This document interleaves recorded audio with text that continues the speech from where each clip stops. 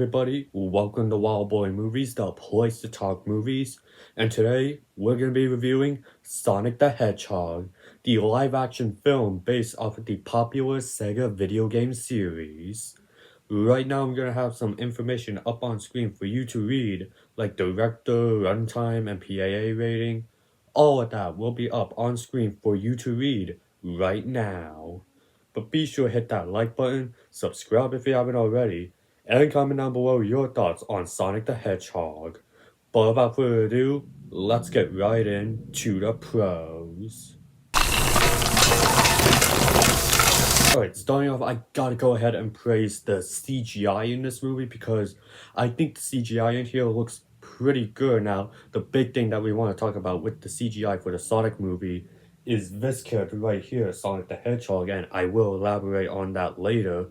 But the overall CGI of the movie, like, not just the character, but like the rings, the explosions, or other things in there that require CGI, looks pretty good in this movie, and that's kind of like a big compliment nowadays, considering that a lot of movies that use CGI don't really look that good, and very noticeable that it is CGI. Looking at you, The Flash. I also gotta go ahead and praise the movie's director, Jeff Fowler, because I think he did a great job in terms of directing this movie. Now, this is a director that I've never heard of when this movie came out, but I thought at the time when this movie came out in 2020, I thought he did a very good job with this movie because this movie is just fun and entertaining. You're not going into a Sonic the Hedgehog movie expecting a masterclass of a story that is Oscar worthy. No, you're going into a Sonic the Hedgehog movie expecting a fun time, something that what you would expect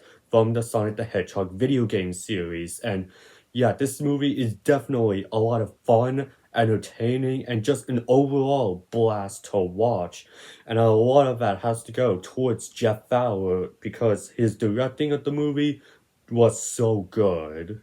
I also gotta go ahead and talk about the story in this movie because yes, while this movie is just a simple story of a buddy road trip between a hedgehog and a police officer, I thought they handled that stereotype of like bringing like a CGI character from like the fantastical world into a normal civilian like place very well. Like we know of that cliche thanks to that 2011 Smurfs movie, but for me, I haven't seen that many movies with that trope. But I do think that Sonic the Hedgehog handles that trope in the best way possible. Like I mentioned it earlier with Jeff Fowler, I thought he did a very good job with that story, and he did that trope very well and made it a lot of fun and entertaining to watch. And you do get a lot of fun creative scenes in this movie. Like I know that they went ahead and did their own version of the Days of Future Past Quicksilver scene with that bar and the San Francisco skyscraper fight,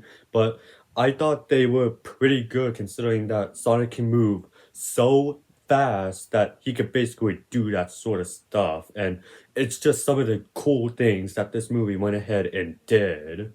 I also gotta go ahead and praise some of the cast members in this movie, starting with some of the new human characters made for this movie, starting with Donut Lord, aka Tom Wachowski, played by James Marsden, who you might know as Cyclops from the early Fox X-Men movies, or as Sheriff Hitch in A New Generation. I thought James Marsden played the role of Tom Wachowski very well, and in fact, it might have been because of this movie that I instantly refer to James Marsden as Donut Lord. Like, I, no joke, seriously wanted him to appear in Deadpool and Wolverine as Cyclops, just so I could say, that's Donut Lord right there. But I thought he played his character very well. You also got Tika Sumpter as Maddie, who I also thought she did well.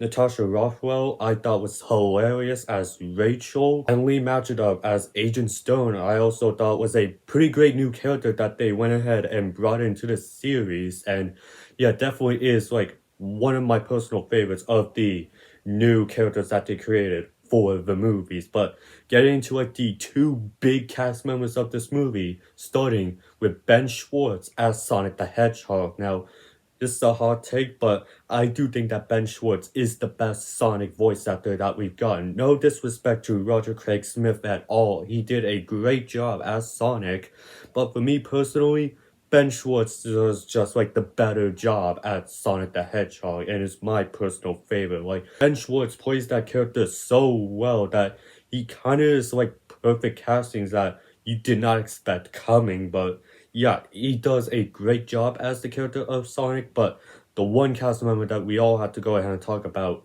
is Jim Carrey, because yes, he does a great job like he usually does. Now, I do want to address that, yeah, he does not look like the traditional Robotnik that we know from the Sonic games, but that's a nitpick I can let go to the side since the Sonic trilogy has been building towards a more game-accurate Robotnik.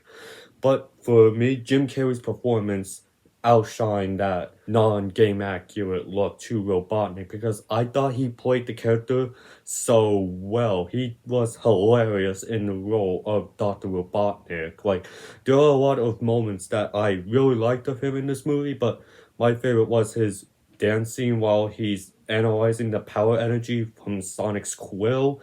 That is honestly like the best moment that we've had of Jim Carrey in the Sonic movies.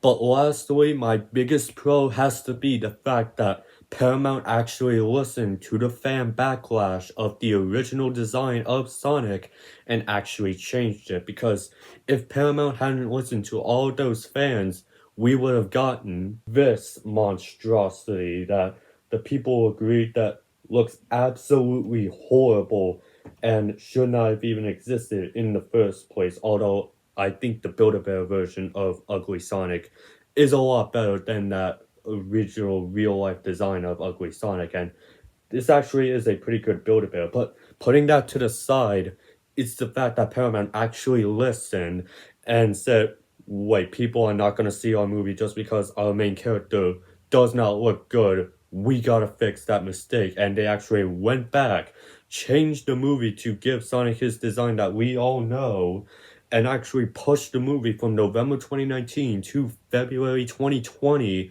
just so that fans would be happy with the design of Sonic the Hedgehog. That's honestly like the biggest pro that I can give with these Sonic movies, because if it weren't for that fan backlash, we wouldn't be getting Shadow the Hedgehog with a gun or Supersonic. But really, overall, I had an absolutely great time watching the Sonic movie. I really enjoyed it and is one of the best video game movies that we've ever gotten. And I don't really have any cons towards the movie. The only big one is that they don't really embrace the video game side of the Sonic franchise, you know, like Master Emerald, Space, these other areas.